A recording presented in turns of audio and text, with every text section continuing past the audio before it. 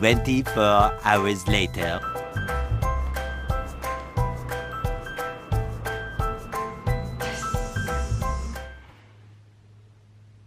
Alright, so hopefully you understand that that is not how it works. Nor should you be weighing yourself every single day. That's just a major distraction to what really matters. Hey, what's up guys? Giancarlo here from GC3 Fitness, and in today's video, I'm going to show you how to lose your first 10 pounds without counting calories, doing the keto diet, the paleo, the zone diet, whatever diet you're actually thinking of doing. But first, let me say that I'm not bashing any of these diets. All of these diets work if done correctly. Alright, this video is for people who do not have the time or even want to think about counting calories, right, or even think of restricting themselves from eating the foods that they enjoy and they love. Alright, so I'm going to give you 3 tips on how to start doing that right now. You ready? Let's go. Alright, you might have already guessed it, and yes, it's practice intermittent fasting. If you're new and want to learn how to start intermittent fasting, make sure to check out my previous video on 4 tips on how to start intermittent fasting. Alright, so why are we starting off with nutrition first? Well, if losing body fat is your main concern, then we should really focus on our nutrition more than anything. But first, let's go over the science on how to actually start losing body fat. 2 words: caloric deficit. What does that mean? It means eating less than what your body burns. Oh, so whether you're doing the paleo diet, the keto diet, you're counting calories, whatever diet you're thinking or currently on, every diet is going to have you in some sort of caloric deficit. That's the similarity. The difference is what type of foods they're restricting you from. So why intermittent fasting? Well, other than the health benefits, in which I'll talk about in another video, intermittent fasting does a great job in promoting fat loss because it helps you get into that caloric deficit, being that you're eating in a smaller window, decreasing the amount of hours of when you can eat, all depending on what type of intermittent fasting style you're doing. So being that we spoke about the 16-8 in my previous video, let's use that as an example right now.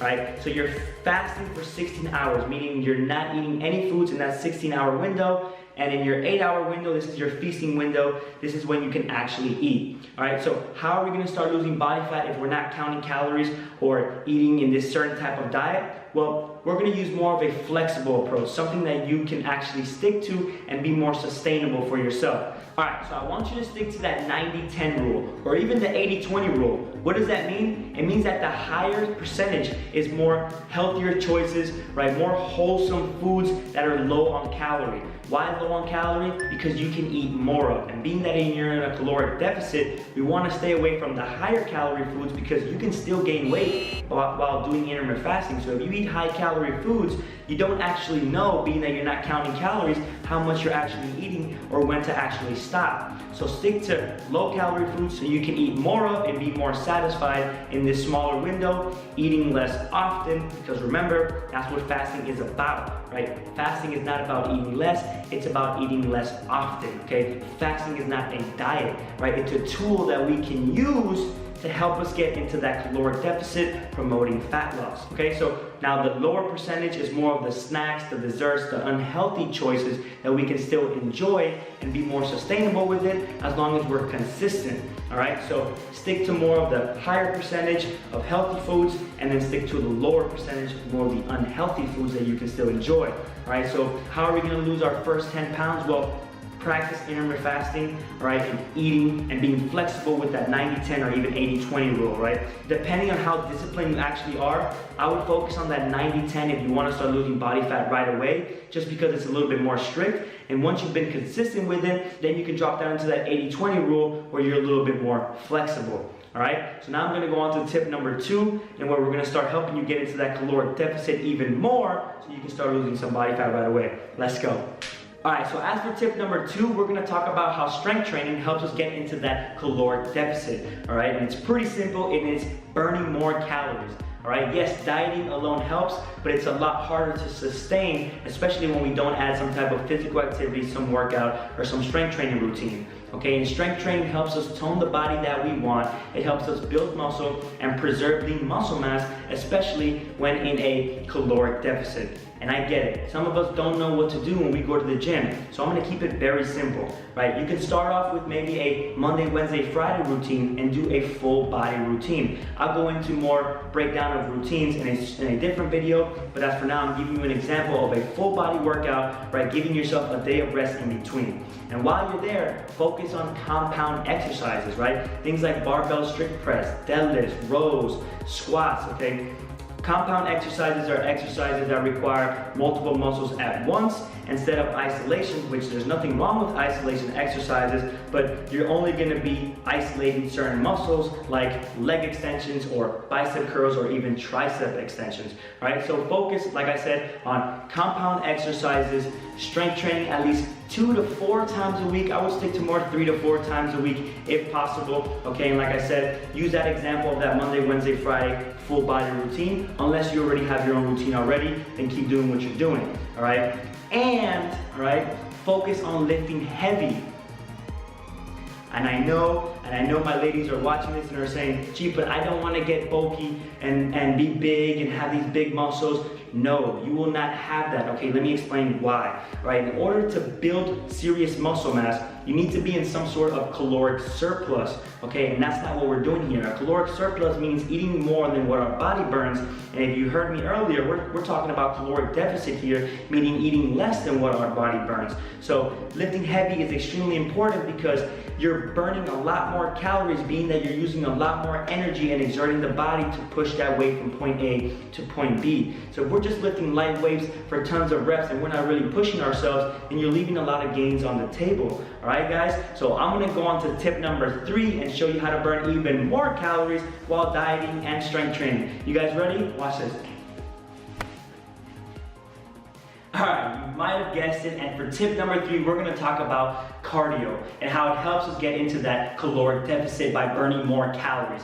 But what type of cardio? Instead of doing low steady state cardio, I want to talk about high intensity interval training, right? You may also know it as HIIT training, okay? Why? Because one, it helps us burn more calories at a faster rate in a smaller amount of time, right? Instead of being on a treadmill for 45 minutes to an hour, we can do a high intensity workout for about 5, 10 to even 15 minutes and burn probably twice as much of the calories in that short amount of time. And my favorite one is that afterburn effect you get once you've officially left the gym and you're at home getting ready for dinner or even bed, you're still burning calories.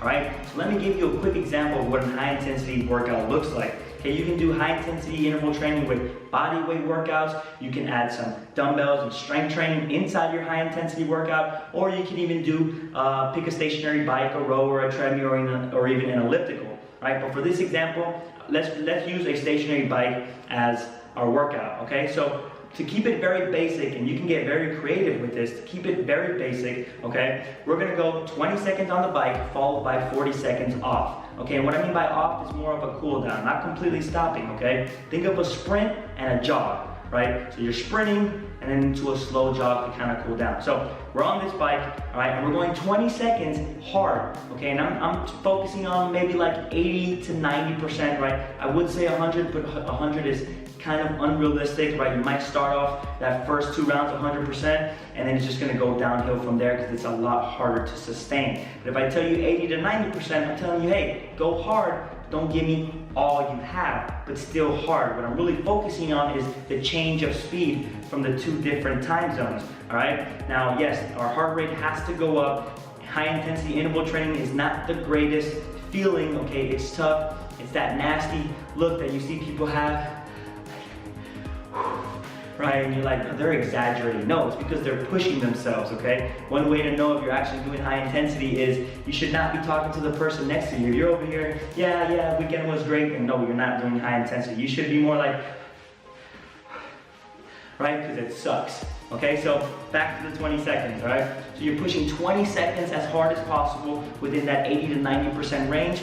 And once those 20 seconds are up, you go for those 40 seconds to cool down at a slower rate, breathing, catching your breath, and then getting ready to pick it up for the next minute. Okay, and you can do this for about 6 to 8 to 10 rounds, depending on yourself, right? And your aerobic capacity, right? But you can definitely be creative and change it up. You can go 30 seconds on, 30 seconds off. You can go 1 minute on and maybe take a couple minutes off until you're officially recovered and then jump back on it, right? You can get very creative, but what I'm looking for is the change of speed and you actually pushing yourself, okay? So by implementing high intensity interval training into your workouts, you're gonna be burning a lot more calories, especially if you're adding strength training to your workouts and especially dieting. And this overall will help you get into that caloric deficit, leading into fat loss, leading into losing those 10 pounds that we are looking for, all right? So remember that I'm not bashing any diet out there, okay? All these diets work, they all lead to one major thing, and it's getting you into that caloric deficit,